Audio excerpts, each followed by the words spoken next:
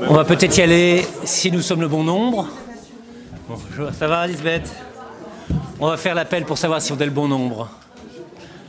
Alors, Marc-Antoine Jamais présent. Catherine Duvalet. François Merle a donné...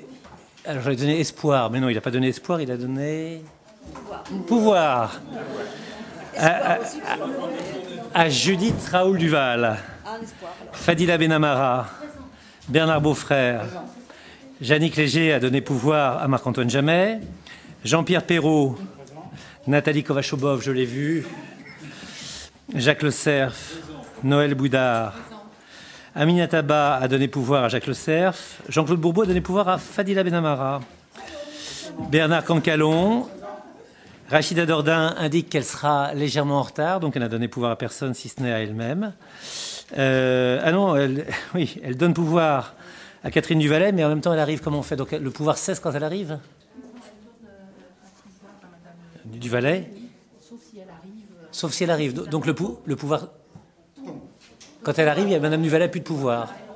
Je perds tous mes pouvoirs. Ça me semble être une leçon de modestie. Ah mais en plus Judith Raoul Duval était là. Moi je la cherchais là-bas et donc j'ai failli dire François Merle qui donne un pouvoir à Judith Raoul Duval, mais alors vraiment on ne peut pas lui faire confiance à celle-là, elle n'est pas là, etc. Je vous conseille de ne pas dire de bêtises parce que j'ai regardé plusieurs de nos séances sur Internet. Elles sont comme tout effet de télévision. Ici, elles peuvent passer pour des échanges. Dans le cadre de nos amis, elles sont évidemment valorisées et dramatisées. Il y a une dramaturgie de l'écran qui fait que c'est pas la même chose. Vous êtes toutes très belles, mais par exemple, quand je dis elles sont toutes très belles, là, je vous le dis à vous directement en vous regardant. Et là, l'écran, c'est quelqu'un qui dit vous êtes toutes très belles sans qu'on voit à qui il le dit. Et ça fait bizarre. Voilà, pour donner un exemple qu'on vient à l'instant. Peggy Bangui, Roland Tardieu, Judith Raoul Duval, présente, René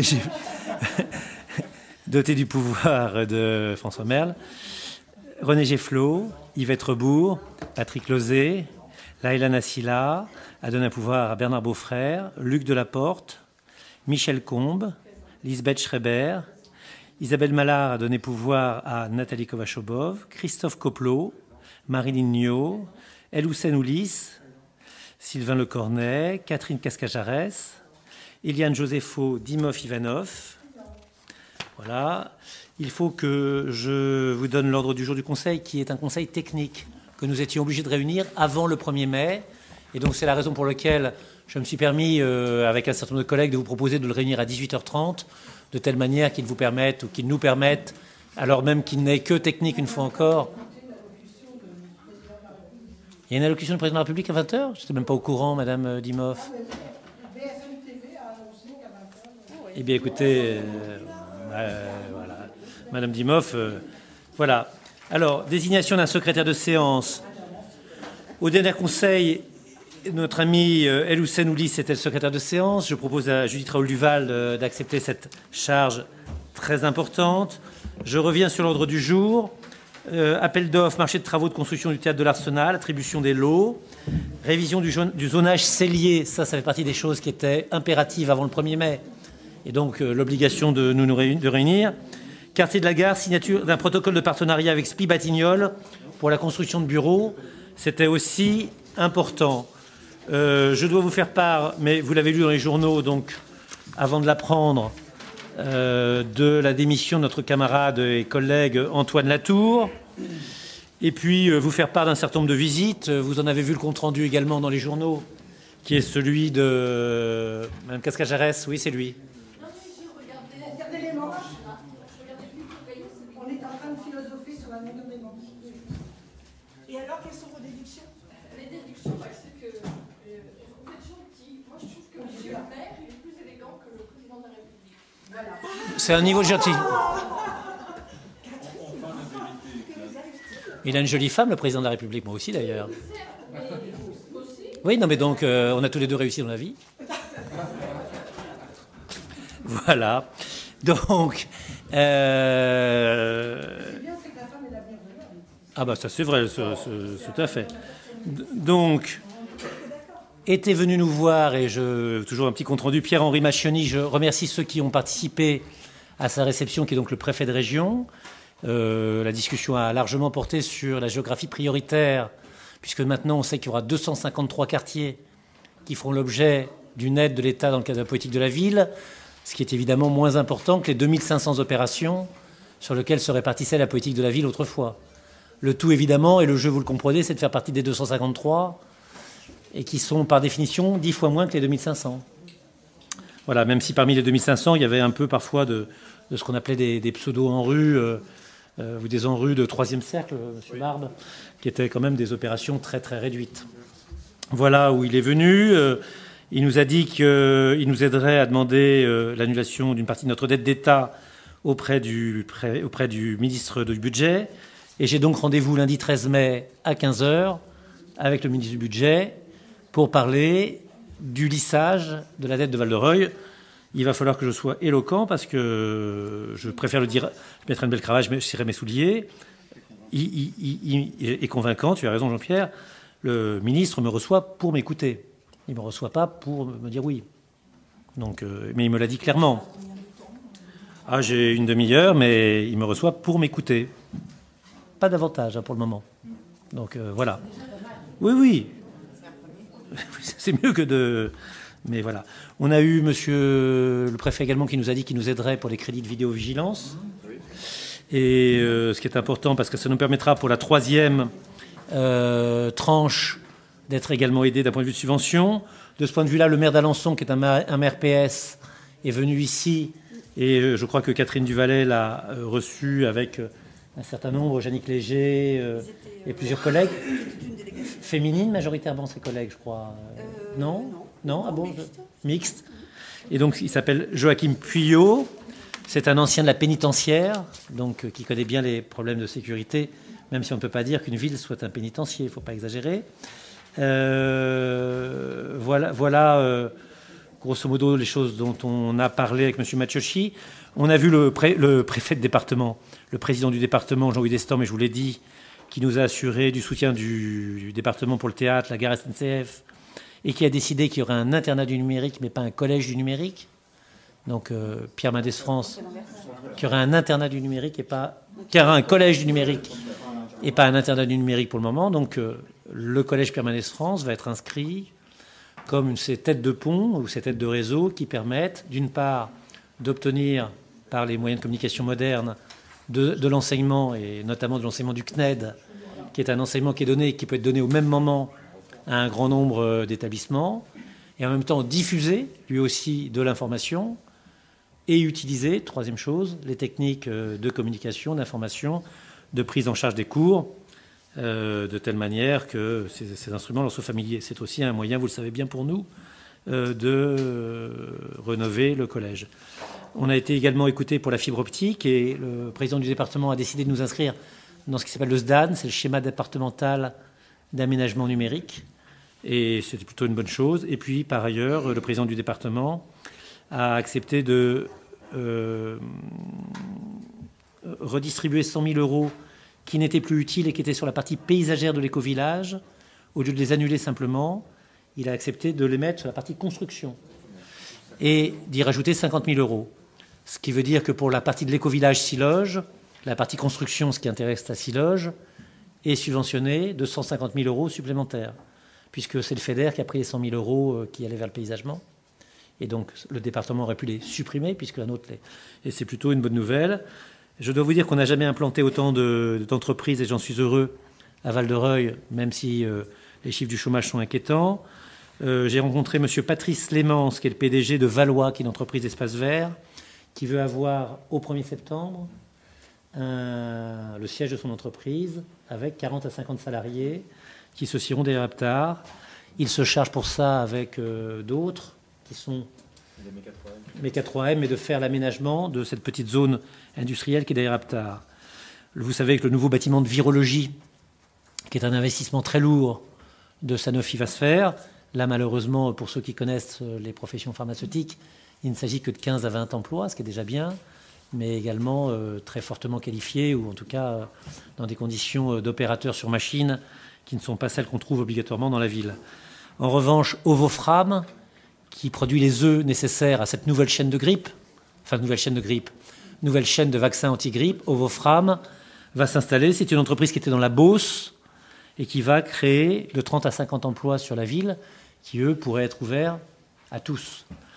Angani Genetics, qui est une nouvelle start-up, va venir à la place de quelque chose qui s'appelait Quid et qui ne s'est pas fait finalement, qui était une entreprise qui avait des difficultés, puisque notamment dans les brevets qu'elle avait inventés, il y avait une part qui revenait à l'université de Rouen et sur lequel il y avait un contentieux permanent dans 1 euro, grosso modo, qu'est-ce qui... Quid, c'est le bâtiment qui est en bois. C'est le 4e bâtiment des startups. Quid, qui par ailleurs a choisi de manière assez compliquée d'avoir des unités de production en Chine, par exemple, et donc de ne pas les avoir en France, pour dire la chose claire, et qui avait des difficultés dans sa gestion de ses brevets avec l'université de Rouen, est parti ailleurs. Il y a une société qui crée 29 lots pour l'artisanat, donc 29 ateliers d'artisans derrière Courtepaille. Et puis, nous avons notre premier cabinet d'avocats qui va venir dans l'hôtel d'entreprise des Quatre Soleils, qui est livré, donc qui peut... Maître Tafou est livré lui aussi. D'accord, donc il est dedans. Voilà. Maître Tafou, qui est un avocat qui est spécialiste du droit du travail et du droit des familles, comme c'est les deux, vous le savez, c'est les 2 secteurs où Val-de-Reuil produit du droit. Je vous avais dit qu'on avait eu une chance et que la DSU était en hausse. Et si j'étais légèrement en retard, je répondais aux questions de Paris-Normandie sur que retirez-vous du 6 mai 2012, 1 an après. Et ben, je lui donnais comme exemple que la DSU de Val-de-Reuil était en hausse, puisqu'elle fait 2,1 millions au lieu d'1,7 million, ce qui est une bonne chose pour Madame Marien, qui se bat toujours avec nos souhaits de dépenses par rapport à ce qu'on peut avoir. Donc nous avons une dotation de solidarité urbaine plus importante qu'on devait l'avoir. Il y a des rendez-vous que je me permets de noter auprès de vous. On va normalement le 8 mai faire avec M. Cancalon, qui s'occupe de tout ça avec talent, une visite de quartier à La Chênaie et aux Rives de l'Eure. Le 8 mai 1945, à 10h45, c'est la commémoration au monument de la victoire sur l'Allemagne nazie, le 8 mai 1945. Je signale que de manière très sympathique, ça fait longtemps qu'on leur demande, Laurent Meunier a décidé de venir avec sa chorale d'adultes pour un programme qui devrait comprendre normalement un couplet de l'hymne à la joie en français, le peuple des cités lointaines, un couplet en allemand, Bruder, et la Marseillaise finalement, et quelque chose en plus. Voilà. Et donc, vous savez, madame, moi, à chaque fois qu'on réunit la communauté française avec le président de la République, je chante la Marseillaise, madame Cascagérès. Puis je la chantais drôlement fort l'autre jour à Shanghai, je peux vous dire. On a lancé à mon avis, on a lancé le truc. On a chauffé la salle. Le 12e festival des soirées du Caméléon. Une chose importante pour le lycée, vous savez qu'il y a une série de conférences qui sont faites avec le proviseur. Et il y a Gilles Kepel, qui est un politologue assez connu, puisque c'est celui qui travaille sur les banlieues de l'islam, et qui est un homme vraiment qui est très intéressant, puisque hongrois de naissance, je crois, enfin d'origine, c'est un parfait spécialiste du Moyen-Orient, qui est professeur de l'université à Sciences Po, qui viendra dialoguer avec les élèves du lycée. Mais on va essayer d'en faire une publicité assez large. Donc je me tourne vers nos amis pour qu'ils le fassent vraiment, ou que le service de communication le fasse, de telle manière que tous ceux qui sont intéressés par le sujet puissent venir. Je rappelle que Gilles Kepel avait, dans un débat qui était assez intéressant, qui avait lieu ici, expliqué pourquoi l'islam était laïque et républicain, en citant lui-même force sourate et force passage du Coran qu'il connaît parfaitement, parlant très bien arabe, avec tous nos amis des associations cultuelles pour les inviter à la laïcité. C'est le 14 mai à 16h30. J'ajoute au Chaland que c'est quelqu'un d'intéressant.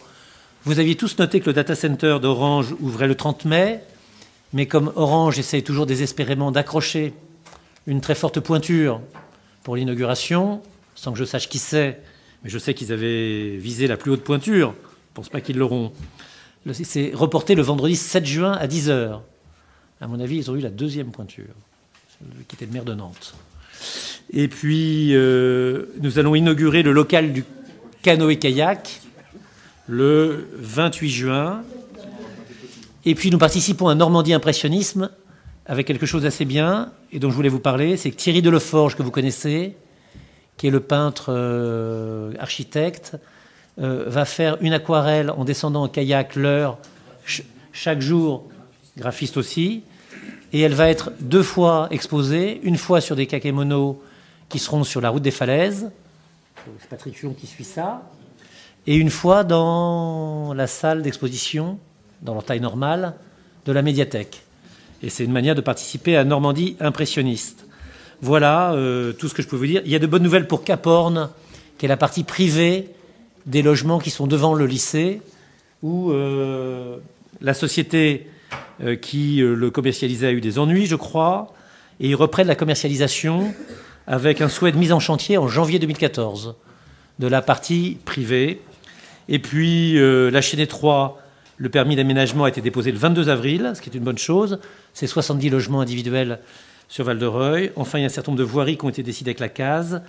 Vous avez vu qu'on a commencé la rénovation des voies piétonnes sur la Sente Cavalière, qui n'est donc pas devenue une piste cyclable. La promenade de Tilleul, où on remet du Vignat. La réfection des trottoirs des voies Garance et d'Agobert. Des petits travaux d'entretien place des 4 saisons, y compris les ralentisseurs. Et puis la chaussée du Vexin. Vous avez vu qu'ici fait des choses en alliance avec le Vaudreuil, de telle manière que également sur la route des Sablons, on ait un éclairage, une piste cyclable qui va protéger les enfants du KV en leur permettant de rejoindre plus facilement le collège Montaigne pour ceux qui y sont, ce qui est plutôt une bonne chose.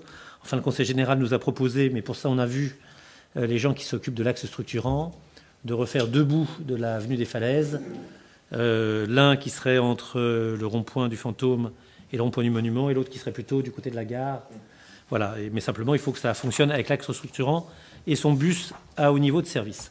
Voilà, donc vous savez absolument tout sur choses. On ne m'a pas dit les dates de Villefleury pour que j'oublie de vous les dire. 15, 16 et 17, oui, mais on me dirait que ce serait mieux. 15, 16 et 17 mai. Voilà, avec distribution d'un nombre plus important encore de fleurs, de plants et de compost. Le mercredi, c'est de 9h à 12h30, puis de 14h à 17h30, avec des fautes dans le truc qui sont... Voilà. Et puis des nombreuses animations. Et puis une opération ville propre, vendredi matin, qui consistera à faire ce qu'on faisait autrefois, c'est-à-dire à prendre un quartier de la ville et à ramasser tout ce qui n'y est pas toujours ramassé, de capsules, de bouteilles. Voilà. Je vous passe le don du sang. Je vous dis évidemment que le 25 mai, Enzo chantera Marigny-Mier au Théâtre des Chalands à 20h30, le samedi 25 mai, et que nous aurons le Salon des illustrateurs le 24 et le 25 mai. Et vous aurez comme ça la totalité de ce qui se passe sur la ville. Je vais jusqu'au début juin pour vous rappeler que la foire à tout a lieu le 6 juin. 6 juin. 8 juin. Merci messieurs, 8 juin, voilà. Donc ça fait pas mal de rendez-vous où vous allez être sollicités. Et demain, il y a Cyrano de Bergerac. Ne pas oublier, je me les sers moi-même avec suffisamment de verve pour ne pas souffrir qu'un autre me les serve, monsieur. C'est la tirade du nez que j'avais appris, je ne sais pas pourquoi. Là, ça tient en 1 seconde. La commission d'appel d'offres s'est réunie, c'est la première délibération. Il y a un certain nombre de lots qui ont été déclarés fructueux et 3 qui ont été déclarés infructueux, façade, cloison, revêtement de sol. Les fructueux, c'est voirie, fondation, gros œuvres, charpente métallique, façade, couverture, étanchéité aussi, menuiserie extérieure, métallerie, CVC, plomberie, électricité, détection incendie, menuiserie intérieure, agencement, cloison, doublage, faux plafond, revêtement de sol et murs, faïence, peinture, ascenseur, audiovisuel, éclairage scénique, serrurerie, machinerie scénique, tribune télescopique et fauteuil. Tout ça, la commission d'appel d'offres du 9 avril 2013 l'a déclaré fructueux. Il faut redéclarer fructueux, d'autres infructueux, donc d'autres trucs, pour que la commission d'appel d'offres se réunisse à nouveau.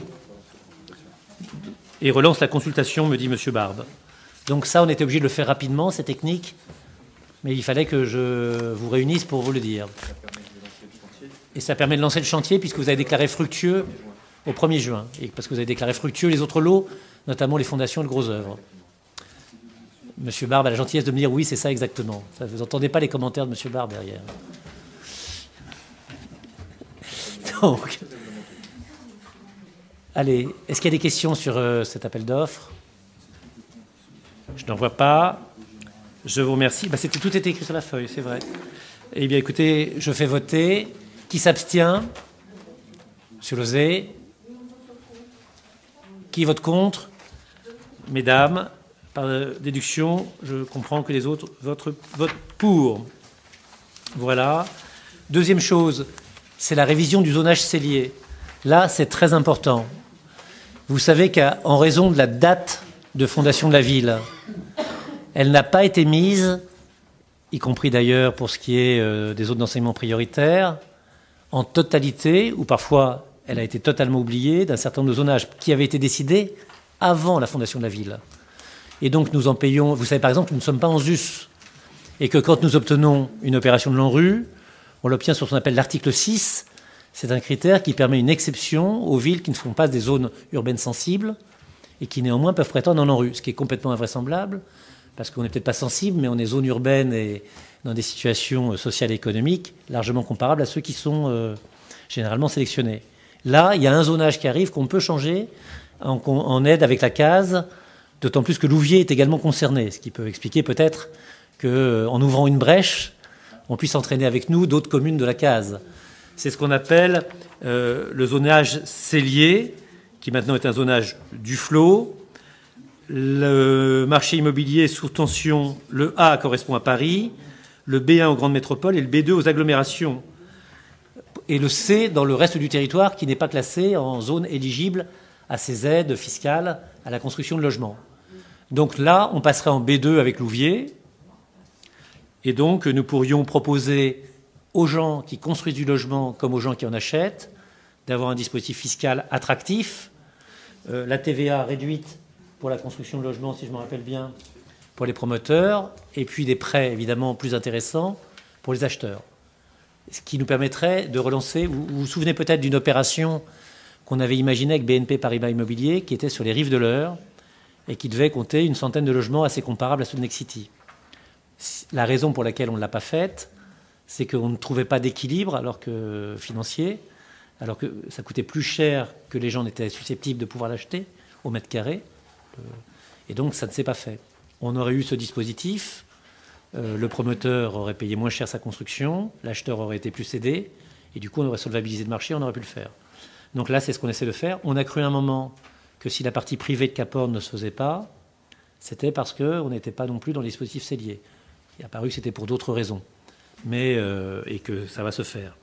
Mais toujours est-il que c'est un vrai problème. Donc, ce que je vous demande, c'est d'approuver la demande par laquelle, nous demanderons la demande de reclassement de la ville en zonage B2 de ce classement cellier. Si vous osez vous en douter, c'est ça? Vous pensez que ça va... Allez-y. Oui. Ne serait-il pas plus judicieux de faire référence à Duflot et non pas au cellier? Je suis totalement d'accord avec vous. Donc, dans le dispositif de la délibération, vous avez vu que ça s'appelle nouveau dispositif à la citation fiscale locative dit Duflot, mais qui s'appuie sur un zonage cellier. Alors, y compris dans la notice du préfet, le zonage s'appelle cellier parce que cellier est un parlementaire. Si je me rappelle bien, et c'est le parlementaire qui a porté la loi par laquelle le truc a été fait. Ça devait être une proposition de loi. Je crois que c'est pour ça. Mais c'est vrai que c'est un peu... c'est bizarroïde. Pas non plus. Très bien. Est-ce qu'il y a des abstentions? Des votes contre? Écoutez, je vous remercie pour cette délibération à l'unanimité. Et troisième délibération qui, là aussi, était nécessaire dans un calendrier qui nous contraignait, j'espère ne nous contraignait pas trop, à nous réunir avant le 1er mai, c'est qu'il y a une possibilité que SPI Batignolles regarde en liaison avec le département, puisque vous vous rappelez qu'avait été présenté ici un schéma d'aménagement qui faisait qu'autour de toutes les gares, le département essayait de créer des zones tertiaires, autour de la gare de Vernon et autour de la gare de Val-de-Reuil, essentiellement, et dans le cadre du 276, autour de la nouvelle gare Saint-Sauveur de Rouen. Et il y a donc une envie du département de roder sa foncière, qu'il n'a pas fait fonctionner pour le moment, puisqu'il a créé une foncière pour porter des bâtiments, SAS, et donc on va le faire avec le département, et il faut trouver un opérateur qui étudie la possibilité que ces bâtiments trouvent preneur. Cet opérateur qui est prêt à lancer une étude, et donc un partenariat avec nous, c'est SPI Batignolles, qui bien évidemment y a un intérêt. L'intérêt, c'est que si l'étude est probante, et avec le portage du département et notre aval, c'est SPI Batignolles qui les construit, et donc qui d'une certaine façon, trouvent des chantiers de construction. Mais évidemment, la commercialisation se fait là, en revanche, non pas par SPI Batignolles, mais par le département. Le SPI va commercialiser également. SPI va commercialiser, mais la SAS va porter, c'est-à-dire le département et nous, comme le PFN le fait, ou l'a fait pour l'hôtel d'entreprise. On vous avait montré, je crois, quelques photos de ce que ça pourrait donner. Évidemment, on a intérêt à le démarrer maintenant, parce que dans le cadre du remodelage de la gare et de ses parkings, il vaut mieux tenir compte du fait que ça va exister, que de découvrir dans 6 mois que les voies d'accès ne sont pas bonnes, que là où on a mis les parkings poids lourds, c'était précisément devant les façades des immeubles. Et donc là aussi, il fallait se dépêcher. Et c'est la raison pour laquelle je vous demande d'approuver le principe et la construction de bureaux à proximité de la gare. C'est pas à proximité, hein, ça ferait un U avec le centre des ateliers. Hein, le petit côté du U, ce serait la nouvelle gare. Le grand côté du U à droite, ce serait, ou plus exactement au sud, ce serait les ateliers. Et le grand côté du U à gauche, plus exactement au nord, ce serait ces bâtiments-là qui sont en 3 bâtiments, 3 plots. Vous avez normalement dans la salle de réunion qui est à côté une petite vue, comme on appelle ça, non contractuelle, ou une vue, oui, mais une vue, je sais pas, voilà, de ce que ça pourrait être. Voilà ce qui vous est proposé. C'est la 3e délibération. Je ne sais pas si vous avez des questions. Allez-y, Madame Cascajaras, je vous donne la parole. Oui, excusez-moi, je ne l'ai pas demandé. Donc, c'est en zone inondable ? Non. La zone inondable, vous savez qu'elle part des limites de la ville et qu'elle forme un triangle. Ce triangle, il arrive à peu près à mi-chemin entre l'heure et entre la gare, et la limite actuelle de la ville, par exemple la maison du département, lorsqu'on fait ce qu'on appelle la chaînée 3.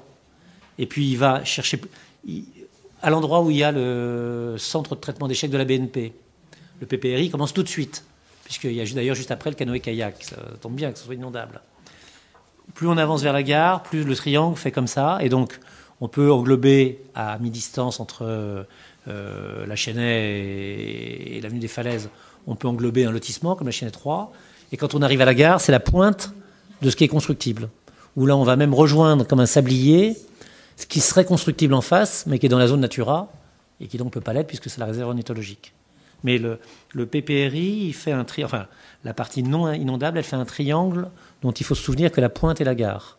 Et que les 2 bases sont, d'une certaine façon, un peu chez vous, pour le côté gauche, et le centre. Oui. Alors, je disais le côté gauche par rapport à la géographie. Et puis, voilà. Voilà donc où sont les choses. Sur ce PPRI, dont je crois que Bernard Beaufrère a encore essayé. C'est toi qui as essayé de demander au préfet de région de le changer ? Non, quelqu'un ? Non, c'est Madame Benamara qui est partie à l'assaut. Et le préfet lui a dit, vous savez, madame, c'est très difficile à changer. Voilà, ce qui était une sorte de réponse, je crois. On peut toujours tenter. Qui ne tente rien n'a rien. Voilà, je vais donc faire voter cette dernière délibération pour ce conseil municipal qui était bref. Et donc, ceux qui l'ont pris en cours de route, évidemment, n'en ont que peu vu. Abstention. Contre. Je vous remercie. Nous devrions nous réunir pour un conseil municipal qui, du coup, serait plus long, puisqu'il incorporerait le compte administratif, et lui, il serait donc relativement important, de telle manière de ne pas vous mobiliser tout le temps, dans environ 1 mois. Ça dépend beaucoup de Madame Marien et de la rapidité avec laquelle, et Dieu sait qu'elle travaille, le conseil administratif. Une petite chose si importante, j'ai oublié de vous dire, on a failli avoir un contentieux de plus avec Orange, qui nous reprochait de ne pas l'avoir retenu pour un marché de téléphonie, qui est le marché de téléphonie de notre... voilà. Et donc, pas content d'être retoqué, et mauvais joueur. Enfin, je ne devrais pas dire ça, puisqu'ils ont fini par être bons joueurs en retirant leur instance très gentiment et en validant les procédures internes de la maison, qui sont toujours de qualité. Et je crois que c'était simplement un geste de dépit d'avoir vu quelqu'un qui soumissionnait à plus bas qu'eux, alors que Orange a la clientèle de la ville depuis longtemps. Maintenant, j'espère que ça va fonctionner aussi bien qu'Orange. Voilà, hein, parce que c'est évidemment moins cher et qu'on a intérêt à faire des économies. Mais je voulais saluer l'entreprise publique qui a qui a d'abord pas été contente et qui ensuite s'est dit qu'elle était partenaire et surtout qu'elle avait un immense équipement sur le territoire de la ville. Très bizarre un peu de nous attaquer. Voilà. Pardon ? Qui C'est Bouygues qui a eu le... Voilà. Je rappelle que je ne siège pas à la commission d'appel d'offres et que c'est Madame Duvalet qui est grassement payée par Bouygues et pas moi. Voilà. En tout cas... Sur la téléphonie portable et fixe, les deux. Hein. Non, c'est la téléphonie de la mairie et il se trouve qu'il y avait une offre. Je pense que Orange était un peu dans ses souliers. Donc ils ont fait la même offre que d'habitude. Et puis Bouygues a fait peut-être quelque chose qui était un peu, comme on dit, commercial. Peut-être avec l'espoir de l'avoir ensuite. Et comme on est vraiment à la recherche d'économie, il n'y avait pas photo. Il reste un marché à passer, qui est le marché de tout ce qui sera après la fibre, etc. Voilà. Merci. J'espère qu'on ne nous sert rien à boire, compte tenu que la séance a été très courte. On salue quand même Madame Bataille, non pas par habitude, mais parce qu'on l'aime bien. Voilà. C'est une Sainte-Catherine, paraît-il, aujourd'hui. Mais c'est pas la vraie Sainte-Catherine, c'est les fausses Sainte-Catherine, c'est Sainte-Catherine de Sienne, etc., etc. Voilà.